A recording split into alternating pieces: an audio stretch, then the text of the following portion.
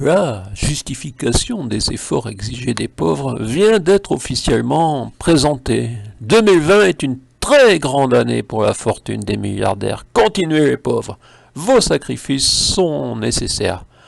Non, l'étude ne se termine pas ainsi, j'exprime le non-dit. La fortune des milliardaires a pour la première fois passé la barre des 10 000 milliards de dollars. C'est une étude réalisée par une banque suisse, UBS, et un cabinet d'audit et de conseil, PwC. Si le nom du cabinet est bien PwC. Ce que certains ont appelé un krach boursier de mars n'aura finalement été qu'une petite secousse. Ouf. L'important, c'est également le nombre de ce cercle des milliardaires congratulés. Fin juillet, ils étaient 2189 milliardaires, soit une légère augmentation de 31 depuis 2017. Oui, c'est les chiffres.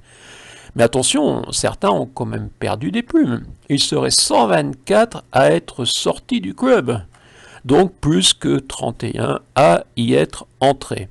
Tout le monde peut entrer dans le cercle, il suffit de... Je vous laisse terminer la phrase.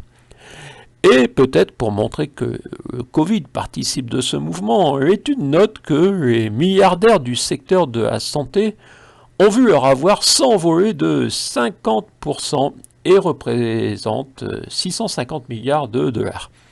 Ce qui laisse encore loin de la fortune des milliardaires de la technologie à 1800 milliards de dollars. Oui, on peut s'y perdre dans ces chiffres. Où commence l'indécence des fortunes? Où commence l'indécence financière? Où faut-il encourager cette appropriation massive par une minorité en étayant avec la théorie du ruissellement, car ces milliardaires aiment souvent être servis de manière soumise, des cuisiniers, des jardiniers, des chauffeurs. Oui, sûrement que ces milliardaires emploient un nombreux personnel soumis. Dès que la société a accepté qu'une même personne puisse être propriétaire de plusieurs logements sans posséder le don d'ubiquité, la porte de l'indécence ne s'est-elle pas ouverte? Qu'un maire de commune de moins de 20 000 habitants bénéficie au titre d'indemnité d'un revenu mensuel de 5 453 €, divisé entre la commune et la communauté d'agglomération, avec en plus un véhicule de type Peugeot 308 mis à sa disposition, n'est-ce pas déjà également de l'indécence? Ce sont là les données officielles du maire de Cahors. Et oui, je parle de mon département. La question de l'indécence de permettre à certains d'amasser pourrait être un enjeu politique. Oui, le politique a la capacité de fixer des limites. Étonnant, non? Il faut des jeunes Français qui aient envie de devenir milliardaires.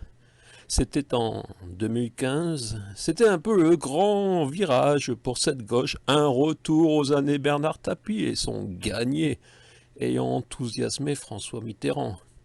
Une petite